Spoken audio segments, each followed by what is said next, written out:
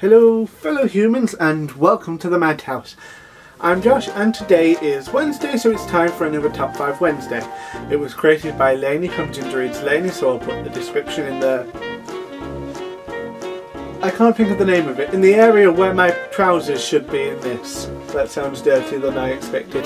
I realised lately that despite calling myself a bow tie and hat aficionado in my description, I don't tend to wear enough bow ties in my videos, so I'm going to wear them more often. I won't bother with the hat because it is boiling and I'll collapse from, what's it called, heat exhaustion, heat stroke, something like that. And to be honest, I'd really rather avoid it. Today's topic is favourite chapter headings, or titles to chapters. This is a bit difficult because my favourite books, Terry Pratchett, don't tend to have any chapters except for the children's books because he didn't see the point in them. In a children's book they make sense because a parent just says, I'll read to the end of the chapter and then it's time to go to sleep. But in an adult book they're unnecessary, he felt. And I'm inclined to agree, although there are some times when they are useful. For example, James Patterson books, I fly through them because they only have chapters of about 5-10 pages in length. And it just feels like you're not reading very much at all, so you just keep going. But anyway, I'll begin. At number 5, I have A Darkling Plain by Philip Reeve, the finale to the Mortal Engines Quartet. Truly fantastic book, and there's some great chapter titles from here, but my favourite one has to be chapter 18, That Colossal Wreck. It is a reference to a famous poem, Ozymandias by Percy Bysshe Shelley. I don't know how to say his middle name, but it's a really great book. The chapter is quite a good one, and Ozymandias is my favourite poem. I may do a reading of it at some point actually. I want to do some more poetry stuff in here, but I won't do mine because I tend to do terrible limericks, an epic, or a truly terrible freeform poem I'm working on.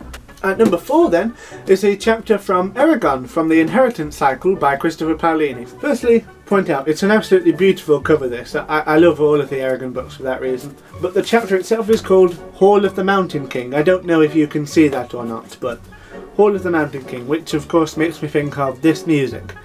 And it's particularly fitting because...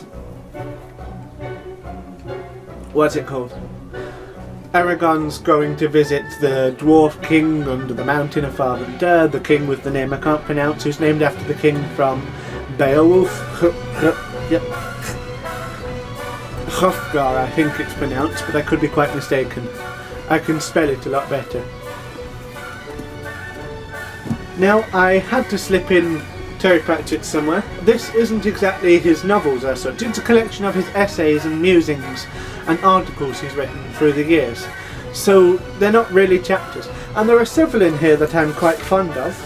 I mean, let's face it, there's quite a good one called Elves Were Bastards. But my favourite has to be Terry Pratchett's Wild Unattached Footnotes to Life. And it really is just a few notes on things which were quite amusing. Some of them are hilarious actually. At number 2 then is something from All I Know Now by Carrie Hope Fletcher. Great book, I've said several times, and there are several chapters I prefer, although I personally prefer the chapters for the acts as they call them.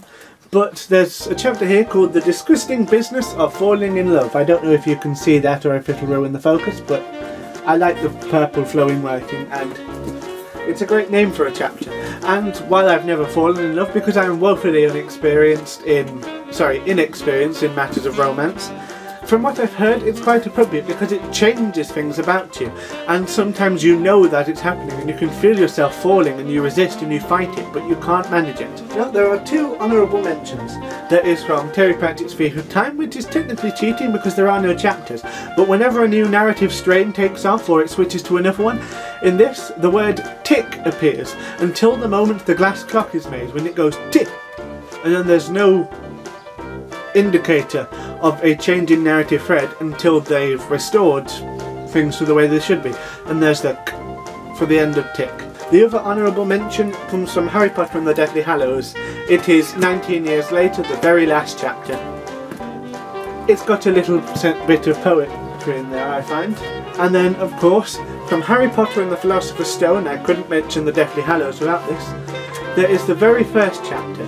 There are some chapters which have far better names, but this one brings out a sense of trepidation every time. Chapter 1, The Boy Who Lived.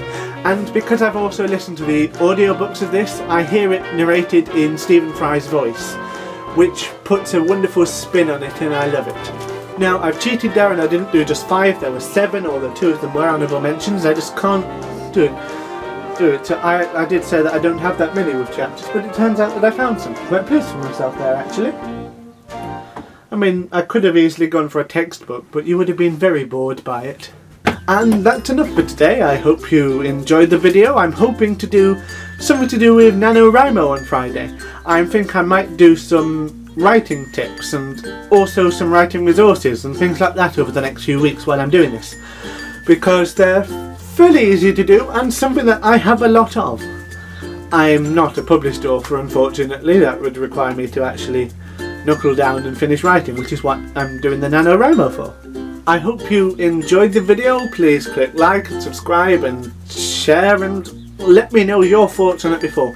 Do you think I cheated a little too much with the addition of 2 extra books into what should be a top 5, not a top 7 Wednesday? Can you think of any books that have better chapter headings, or do you think I chose the wrong chapter from these?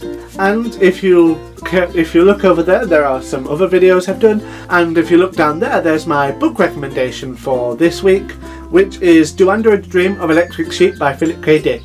It's an excellent read. It's a great example of classic sci-fi from one of the great sci-fi writers of the 20th century. He wasn't an Arthur C. Clarke or an Asimov, but he was very, very good and very prolific.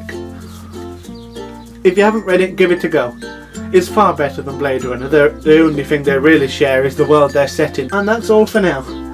I should really try and work on a sign-off for these things, rather than just cheers! And I'm not going to go to such extent of being that eccentric Englishman where I go pip pip old bean. It's just not me, and it's actually painful to listen to. How about I just say, sneeze yourself into oblivion, goodbye? Or is that too aggressive? Oh well.